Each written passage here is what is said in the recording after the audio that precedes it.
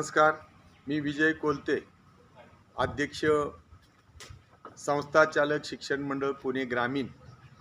आपणा सर्व शिक्षक व शिक्षकेतर कर्मचाऱ्यांना विनंती करतो की पुणे जिल्हा माध्यमिक शिक्षक संघ याचे अध्यक्ष नंदकुमार सागर सरांनी आपल्या सर्वांच्या समवेत उद्या 28 तारखेला दुपारी 1 वाजता मोर्चाचं आयोजन केलेलं आहे आयुक्त कार्यालयावर.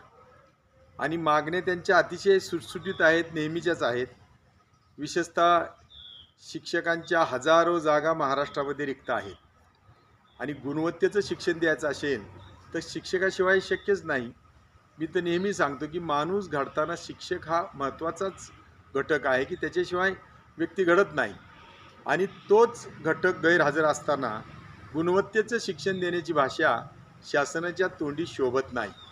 नवीन शैक्षणिक धोरणामध्ये खूप चांगली संकल्पना आलेली आहे, ती राबवण्यासाठी सुद्धा शिक्षकाची गरज आहे. 17 सालाची रिकाम्या जागा कधीतरी 22-23ला भरल्या, पुन्हा 22-23ला एक जाहिरात केली, 24 सालात आता काही शिक्षक दिले. पण अशी इतकी तुकडेमोड करून शिक्षक भरणं शक्य नाही.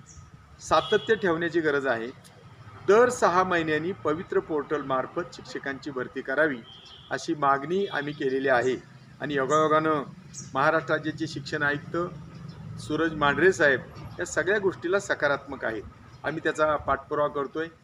त्याचबरोबर कर्मचारी नाहीत, कर्मचाऱ्याशिवाय शाळा चालवणं कठीण आहे. शासनानं मधल्या काळात काही जागांच्यासाठी मला वाटतं लेखनिक किंवा ग्रंथपाल या जागांच्यासाठी नवीन JR काढला आहे.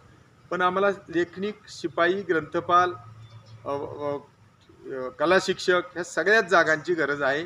त्याशिवाय शिक्षणामध्ये परिपूर्तता येणार नाही.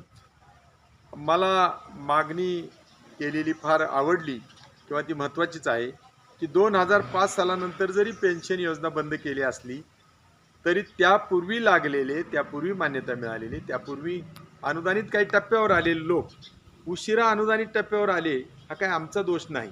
पण 2005 पूर्वी मान्यता मिळालेल्या शिक्षकांना, कर्मचाऱ्यांना पेन्शन लागू होणं गरजेचं आहे. याच्यामध्ये गैर काही नाही. शासनाच्या कुठल्याही नियमांचं उल्लंघन होत नाही. पण सकारात्मक विचार करण्याची गरज आहे असं मला वाटतं. अशा विविध मागण्यासाठी शैक्षणिक इतर छोटे छोटे मागण्या भरपूर आहेत. पण या ठोस मागण्यांसाठी उद्या आयोजित केलेल्या मोर्चामध्ये पुणे जिल्ह्यातल्या सर्व शिक्षक व शिक्षकेतर कर्मचाऱ्यांनी आणि विशेषतः संस्था चालकांनी मोठ्या संख्येनं उपस्थित राहावे अशी मी आपल्या सर्वांना विनंती करतो. धन्यवाद.